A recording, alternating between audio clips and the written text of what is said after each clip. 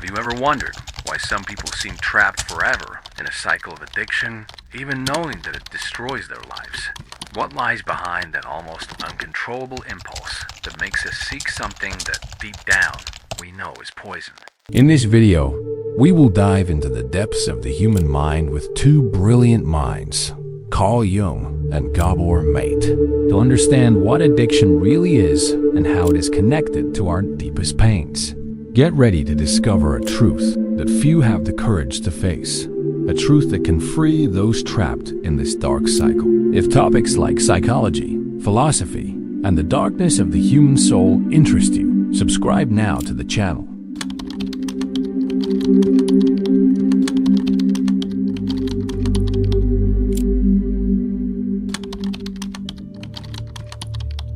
For Carl Jung, addiction is never just uncontrolled behavior or a moral weakness. It is, above all, a symptom, a silent scream from the wounded psyche. When a person plunges into compulsive habits, alcohol, drugs, sex, work, food, or technology, they are often trying to anesthetize a pain they cannot name. Jung saw addiction as an unconscious attempt to resolve a deep internal conflict, a failed attempt to restore lost psychic balance. The substance or behavior is not the real problem. It is the crutch the ego uses to bear the weight of a fragmented soul. Behind every addiction, there is an unhealed wound. Something inside us was denied, repressed, forgotten. And when this happens, the psyche tries to compensate. It seeks outside what is missing inside. Jung called this the process of unconscious compensation. The individual, unknowingly, seeks pleasure, intensity, or relief, not because they desire something good, but because they are trying to avoid something unbearable. Addiction then becomes a disguised form of psychic survival, a shield against internal chaos. Jung believed that the human being has a divided internal structure, the conscious ego, which tries to control and understand the world, and the unconscious, where traumas, complexes, shadows, and unintegrated desires dwell. When these aspects are ignored, they do not disappear. They only hide, and eventually, they find a way to manifest. Addiction is one of these manifestations. It is the shadow crying out for attention, a symbol of what was forgotten, excluded, and now returns demanding to be seen. That is why, for Jung, addiction is deeply connected to the concept of the shadow, that hidden side of the psyche that contains everything we do not accept in ourselves. Often, the addict is fleeing from their own shadow, projecting their pain into self-destructive behaviors. They seek relief, not because they are weak, but because they are trying to avoid facing a part of themselves that causes fear, shame, or suffering. Thus, healing can only begin when the person has the courage to look inside and recognize, I am wounded. Jung's idea that what you resist persists is essential here. When we deny our pain, it does not disappear. It transforms into compulsion. Addiction arises when there is a disconnection between the self, the center of psychic wholeness, and the ego. The individual feels lost, fragmented, purposeless. And in that fragmentation, they try to fill the void with external stimuli. But no stimulus can heal a wound of the soul. As Jung wrote, addiction is the desperate search for something that is lost within us. And what is lost? For many, it is the sense of meaning, purpose, the spiritual connection with existence itself. Jung believed that modern humans suffer from a spiritual emptiness, an absence of meaning that manifests as depression, anxiety, and often addiction. When the individual does not find something greater to live for, something that gives meaning to their pain, they seek immediate relief. But this relief is never enough. It is like trying to quench thirst with seawater. Jung also understood that addiction is a distorted attempt at transcendence. The alcoholic does not just want to get drunk. They want to forget the weight of the world. The adrenaline addict does not just seek excitement. They seek to feel alive. That is why he said, every addiction is a neurotic substitution for an authentic spiritual experience. What the addict really desires, deep down, is not the substance. It is a reconnection with the self. It is finding an inner axis that frees them from the prison of pain. But this reconnection demands deep work of self-knowledge. what Jung called individuation. Overcoming addiction, then, is not just stopping the use of a substance. It is reintegrating the forgotten parts of the soul. It is looking at the wounds of the past and accepting them. It is becoming whole again. Addiction shows where it hurts. It is the symptom that points to the origin. And when the person has the courage to follow this trail, to descend into the psychological hell where their shadow lives, they find not only pain, but also redemption. Because there, at the bottom of the abyss, lies the key to healing. And Jung knew, only those who have faced their own darkness can truly emerge transformed. Gabor Maté and the Origin of Pain and Addiction. Gabor Maté, a renowned physician and author, offers us a deeply human and painfully true view on the origin of addictions. Instead of seeing the addict as a sinner, weak, or degenerate, Maté sees them as someone who suffered beyond what they can bear. For him, the right question is never why addiction, but rather why pain? Because every compulsion, every addiction, no matter how self-destructive, is always a desperate attempt to escape a pain the subject does not know how to face. This pain is not superficial. It does not come just from a difficult week or everyday frustration. The pain that originates addiction is almost always old, silent, and rooted in childhood. Gabor Maté worked for years with terminally ill drug addicts and discovered a disturbing pattern. Almost all came from broken, abusive, or emotionally absent homes. Untreated traumas, emotional abandonment, neglect, and sometimes something even subtler, yet equally devastating. Parents who were physically present but emotionally disconnected. According to Maté, a child's brain is shaped by emotional experiences. A safe, affectionate environment creates a healthy brain, but a toxic environment, marked by emotional instability or affective neglect, sabotages the brain's most delicate circuits, especially those linked to dopamine, impulse control, and stress management. This is how, biologically, emotional pain transforms into vulnerability to addiction. Addiction, therefore, is not only psychological, it is literally imprinted in brain structure. This view does not exempt anyone from responsibility for their actions, but it broadens our understanding of why some people get lost in addiction while others do not. Gabor Maté insists, no one chooses an addiction for pleasure. They choose it because they are trying to survive. To survive unbearable feelings of inadequacy, loneliness, despair, or existential emptiness.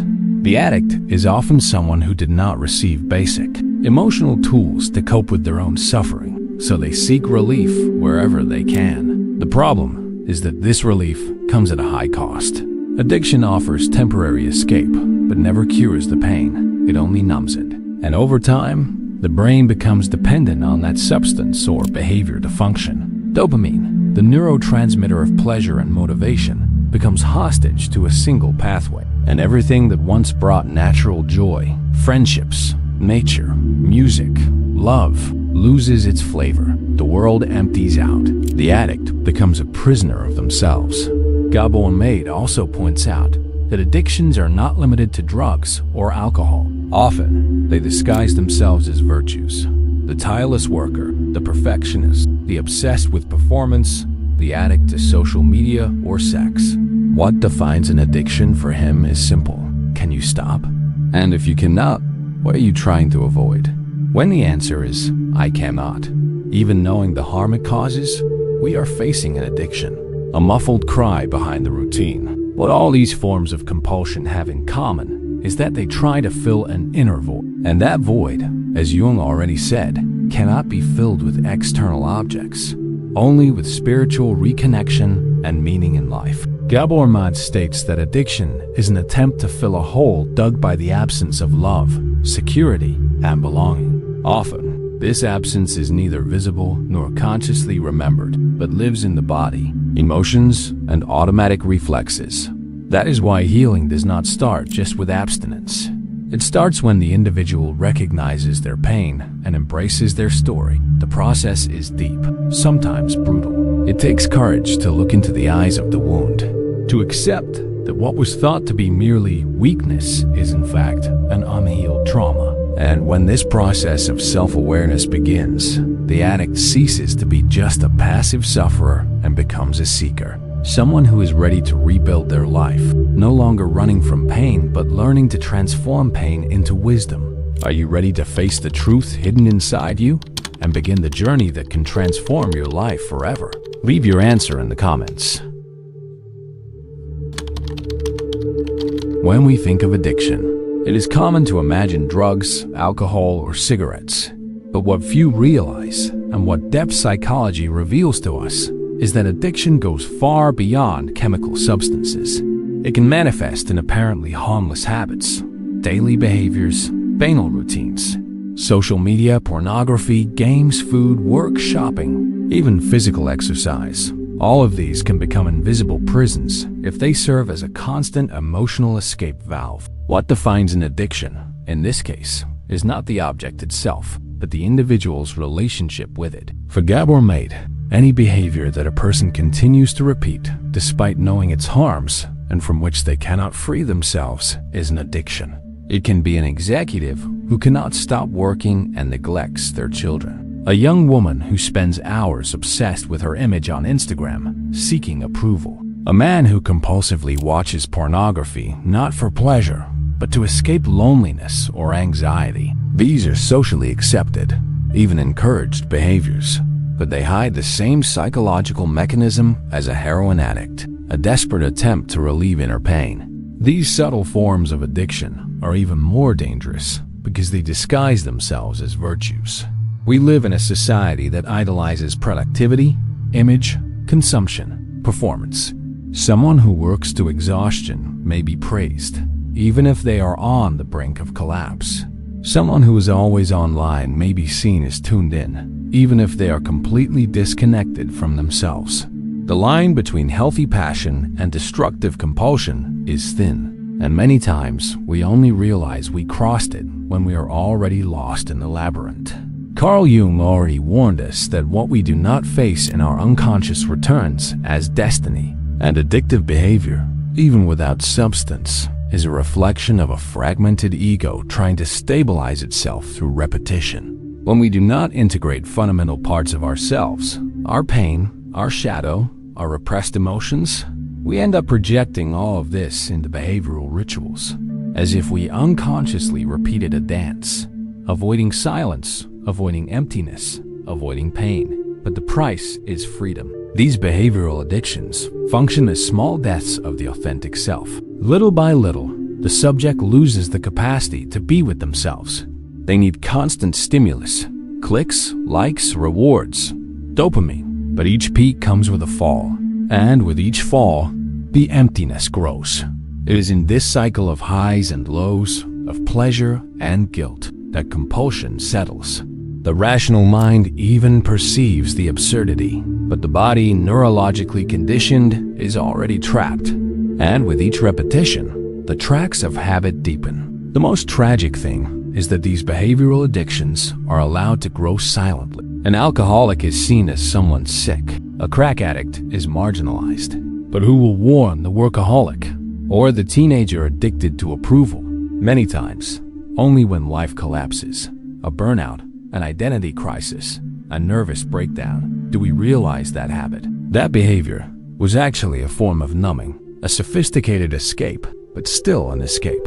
Jung said that every repetitive behavior aimed at avoiding suffering can be a symbolic attempt at compensation. In other words, the behavior itself is not the problem, but what it represents. The obsession with control can hide a trauma of abandonment. Sexual compulsion can mask an affective emptiness. Dependence on social media can be a childish way to seek the love that was not given in childhood. In this sense, healing is not simply stopping the behavior, but understanding what it is trying to heal. Therefore, overcoming behavioral addictions requires the same depth of analysis as any chemical dependency. It demands awareness, introspection, self-compassion, and courage. It is necessary to investigate hidden motivations, silent voids, primitive fears that feed these routines. Because what is at stake is not just a dysfunctional habit, it is our psychological and spiritual freedom. And as we will see in the next act, recovering this freedom begins with a deep process of inner integration.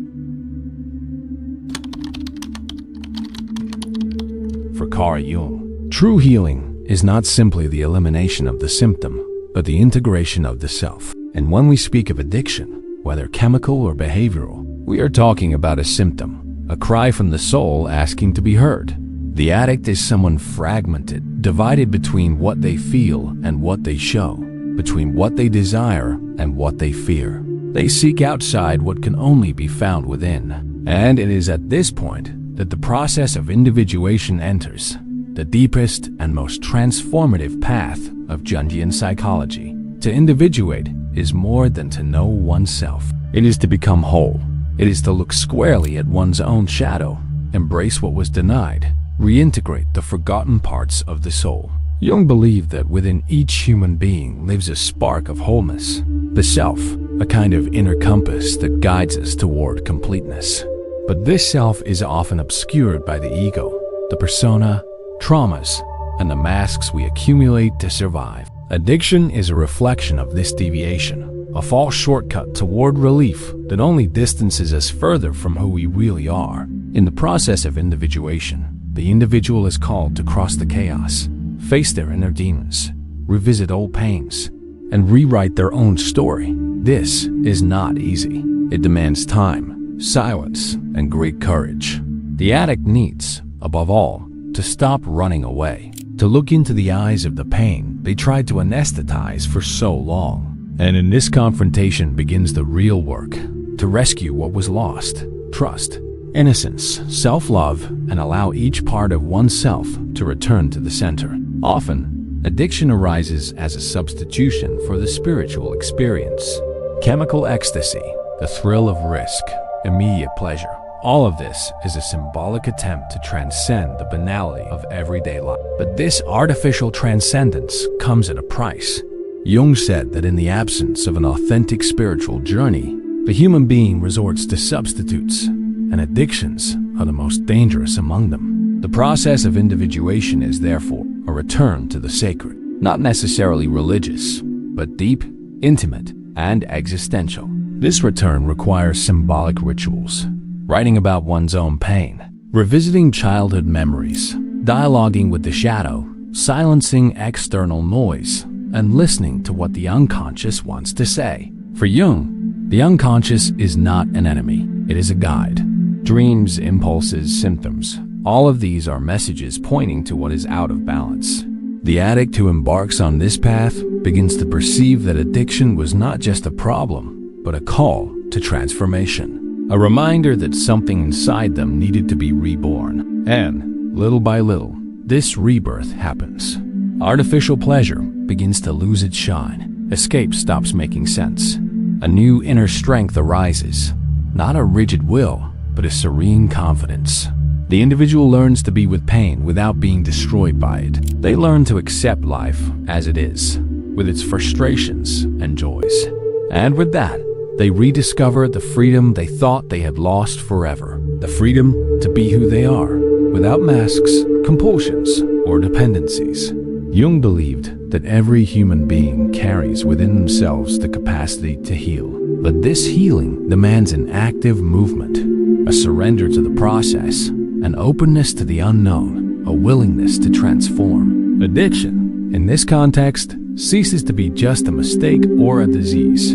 It becomes a portal to the depths of the unconscious, to the origin of the pain, to the buried truth. And those who cross this portal with courage return not as they were before, but as someone new, more whole, more true.